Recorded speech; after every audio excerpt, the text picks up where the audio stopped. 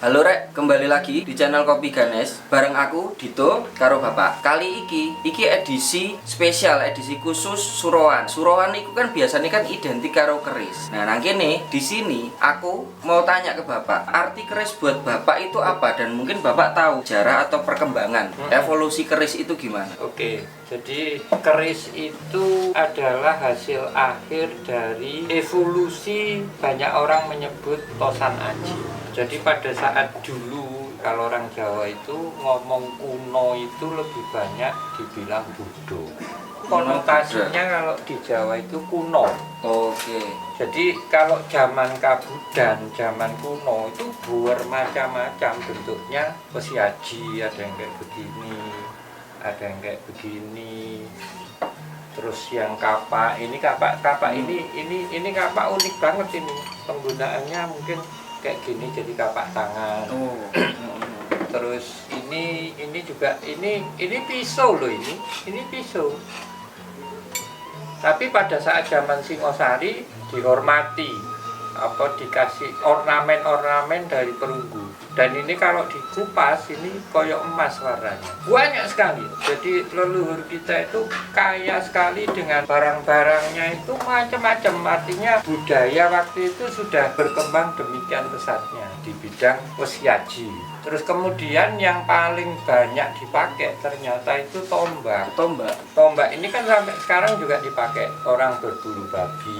Terus ikan. Sampai sekarang tombak ini dipajang. Tombak ini artinya kalau di dalam bahasa Jawa itu pengasih ya. Kalau di Jawa itu ada tombak, ada ceket, ada payung. Nah, tombak ini bagian pengasih. Jadi pengasih itu tombak. Karena tombak itu biasanya ditaruh di rumah, terus mereka itu pengen bawa kemana-mana itu bawa. Dalam perkembangannya akhirnya menjadi katgo. Nah, katgo itu persis tombak, tapi bedanya itu di sini. Jadi peksinya itu dari peksi ya, ini namanya peksi. Dari gede menjadi kecil karena dia di samping bisa untuk nusuk, dia bisa untuk motong. Nah, ini kita bedakan tadi. Nah, kalau tombak itu kan pesinya kan hampir lurus. Ini tombak ya? Ini tombak, ini katgo. Itu katgo. Jadi bedanya di pesi, kalau bentuknya hampir tidak berbeda. Bentuk bilahnya tidak berbeda. Jadi tombak terus jadi katgo. Dari tombak menjadi katgo. Katgo ini bisa dibawa-bawa. Lebih praktis ya. Ini katgo ini lebih praktis ya. Jadi kalau tombak itu berarti tangkainya panjang. Kalau tombak kayak gini ya, ini pakai tangkai. Tapi kalau katgo itu sudah pakai pegangan sama ini ya.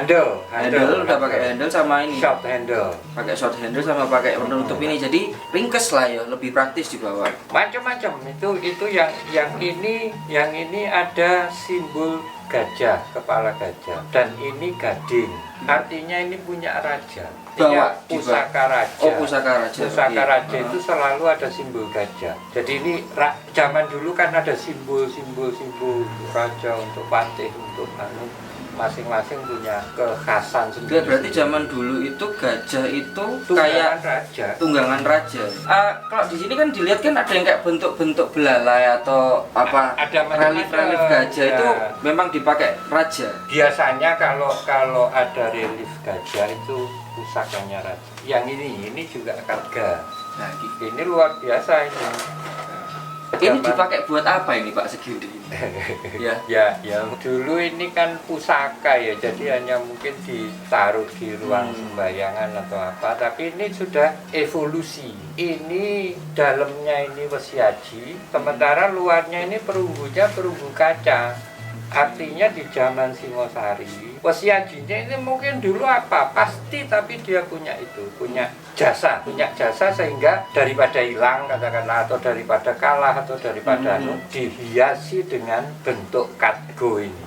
Oh, jadi pesiaji terus di dalamnya pesiaji terus kalau ditambahin sekarang gitu ya. Pinatah lah, kalau sekarang perubahannya nanti menjadi pinatah itu nanti ya, tapi kalau orang zaman dulu ya bikin pusaka itu sampai gede-gede gini itu ada hubungannya sama ini nggak, kayak gelar atau tingkatan gitu. Ini berat berat banget ini. Aku nggak terlalu ngerti, tapi yang jelas kalau segini mungkin itu nggak dibawa-bawa lah. Mungkin Untuk disimpan disimpan gitu. ya. Oke. Terus Apa tadi berarti tombak, katgo, tombak, katgo itu sekarang tadi kan itu prinsipnya bahwa tombak itu untuk ditaruh di rumah, katgo dibawa-bawa. untuk dibawa ya. Tapi ini ada kasus yang menarik. Dari bentuknya ini jelas tombak. Kalau katgo itu ininya selalu karena kalau nusuk, kalau bentuk ini kan bisa kena tangan. Tapi bentuk tombak ini dikasih handsil, Pelindung ya? pelindung tangan. Pelindung tangan gitu ya. Akhirnya menjadi katgo. Padahal ini menyalahi aturan. Dimana kalau tombak itu posisinya harus ujungnya ke atas cara penempatan. Tapi kalau ini, jadi akhirnya kan dipakainya kan akan begini. Dibawa ya. Jadi ini yang saya belum tahu, karena banyak pakem mengatakan tombak itu posisinya harus berdiri. Tapi pada kenyataannya di zaman Singosari ini dipakai untuk katgo. Masih banyak tanda Pertanyaan ya, misteri ya. karena di Jawa itu kan nggak semua ditulis ya. Kan ada sejarah itu yang kadang-kadang kita cuman bisa dengar dari orang tua atau mungkin Getok tinular. Kenapa kok pernah nggak ada ditulis. catatan? Orang Jawa itu punya pandangan sabdo pandito ratu tan kono lawali. Jadi kalau nasihat itu keluar sekali aja cukup, nggak perlu dibulan-baleni. Dan kalau sudah keluar itu, orang Jawa itu biasanya sak kecap daji. Orang Jawa tidak banyak ngomong, sak kecap daji. Sehingga petunjuk-petunjuknya itu tidak boleh ditulis. Kalau ditulis itu enak, kalian itu nanti ditulis wes tak lakonannya minggu depan apa bulan depan. Kayak katanya kan kalau dicatat itu nanti katanya nggak mandi ya. Bukan, artinya kalau dicatat itu nanti bisa ditunda pelaksanaannya. Sementara kalau orang Jawa sudah kadung ngomong, itu ya harus dilakukan sak kecap daji. Jadi kalau di dalam bahasa Arabnya ya kun fayakun, orang Jawa dulu itu begitu. Bahkan kalau mau minum kopi, aku pengen minum kopi. Nah itu sebetulnya sudah minum dia. Aku pengen makan sate. Sudah dengan sendirinya dia itu ngecap gitu loh.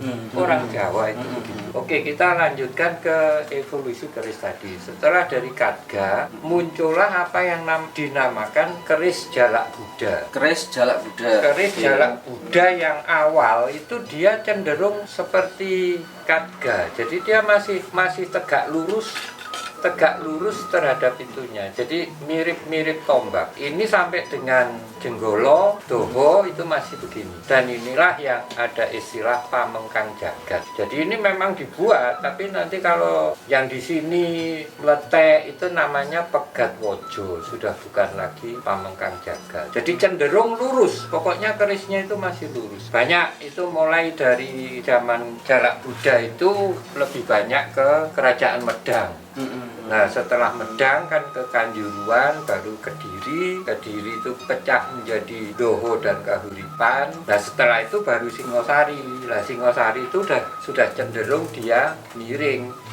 Nah keris-keris Jalak Buddha Singosari itu sudah miring. Enggak, tapi yang tadi kan kayaknya juga ada gininya ya, bawahnya nggak simetris ya, itu kenapa? Nah itulah ciri di seluruh dunia dikatakan ini dagger. Kalau dagger itu cenderung dia simetris kiri kanan. Nah, di Jawa ini tidak simetris antara kiri dan kanan. Itulah namanya keris. Jadi keris itu tidak simetris antara kiri dan kanan. Ini gandek, ini greneng. Yang pendek gade. Yang depan ini gandek. Depan bagian depannya ya. Yang belakang itu greneng. Inilah keris, sudah menjadi istilah keris. Kalau gonjo itu gimana Pak? Gonjo itu adalah orang Jawa itu menghormati bapak dan ibu. Bapak itu linggo, ibu itu yoni. Jadi linggo itu bilahnya, gonjo ini kan ada yang lepasan, ada lubang di tengah, itulah simbol yoni. Setelah itu, seluruh bilah ini namanya linggo dan handle-nya ini adalah yoni. Setelah itu tuh maksudnya kapan? Nah itu, tadi kan ini linggo, ini yoni. Sekarang ini linggo, ini yoni. Nah setelah itu, curigo manjing warongko. Curigo keseluruhan ini adalah lingga. adalah warongkonya ini adalah yoni. Jadi keris itu konsepnya lingga dan yoni. Lingga dan yoni itu pusaka. Jangan dibilang ini gaman. Ini adalah pusaka. Bukan untuk membunuh. Kalau untuk membunuh ngapain di rincisan? Saya banyak sekali komplain ya tentang itu. Keris untuk membunuh. Tidak senesta itulah sebuah keris. Keris itu adalah lingga dan yoni. Lingga dan yoni itu di dalam kebudayaan Jawa sangat sakral. Jadi ini sakral. Kemudian di dalam perkembangannya keris sampai keris kamardikan yang demikian mewahnya. Jadi orang-orang sekarang itu cenderung eksoterinya. Kalau yang keris-keris zaman dulu itu esoterinya, ada yoninya, ada kekuatan. Tapi kalau terus kemudian dalam perkembangan berikutnya eksoterinya. Jadi keindahan inilah yang menarik perhatian. Padahal keris itu sebenarnya tidak sekedar indah. Saya ulangi sekali lagi, Einstein itu membuat rumus E sama dengan setengah mc kuadrat. E itu energi, M itu massa, C itu kecepatan cahaya. Akhirnya menimbulkan perdebatan di dalam fisika modern antara benda ini partikel, massa, atau energi. Nah ini fisika modern tidak bisa, nggak tahu gitu. Jadi teori Einstein tadi sampai sekarang tidak bisa diterapkan. Mereka belum tahu penerapan dari E sama dengan setengah mc kuadrat Sampai sekarang. Sampai sekarang dunia modern masih belum tahu praktek dari teori Einstein itu. Ya kalau saya bilang inilah, kan ada banyak cerita di mana kita kadang-kadang keris hilang, terus muncul lagi. Katanya kalau malam Jumat bisa menjadi ular dan sebagainya. Itu karena ya itu tadi ada energi antara perpindahan antara energi dengan materi adanya di pusaka kita. Jadi sebelum orang-orang barat mengetahui ilmunya Einstein tadi, ternyata kita itu praktek itu sudah sejak zaman dulu kala. Kita sudah tahu teori itu. Jadi kalian generasi muda jangan dibodoh-bodohi dibilang bahwa keris itu klenik, keris itu kuno, keris itu ada jinnya. Itu Dan soalnya kan pembodohan. mungkin karena itu loh kerisnya bisa hilang. Hilang itu karena dia menjadi energi. Jadi saya beberapa kali itu pernah ujuk-ujuk di tangan saya gini ada getaran. Nah, terus kita ada bacaan tertentu, kita tunggu wujud jadi keris. Itulah praktek daripada teori Einstein yang Einstein sendiri itu belum tahu anunya itu apa. Dia menemukan teorinya tapi prakteknya nggak ada.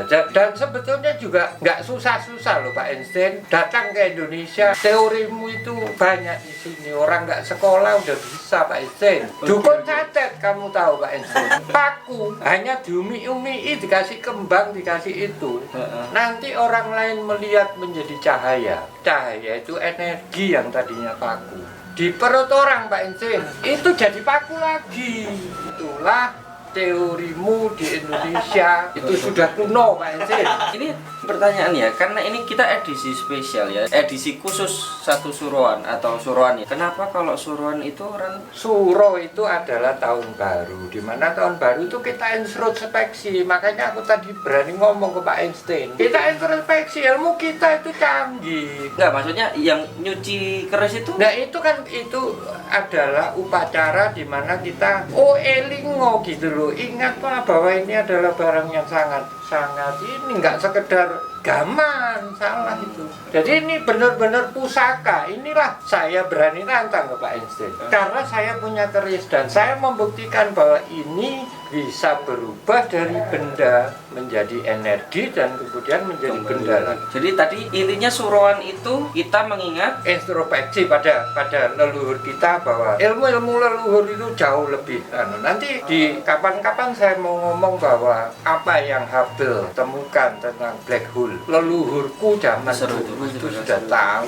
nggak perlu pakai teropong Hubble, leluhur kita sudah tahu. Jadi gitu. Itu ya. Kali ini saya mohon maaf ya dalam rangka untuk membangkitkan lagi kepercayaan pada jati diri bangsa Indonesia, jati diri Nusantara adanya di barang. Oke rek, eling ya konco Ganes. Keris iki ya termasuk warisan budaya Nusantara. Jadi ini tadi kita juga ada. Wah, ini aku nantang. Oke, nek suka sama video ini jangan lupa like, subscribe di channel Kopi Ganes. Terima kasih.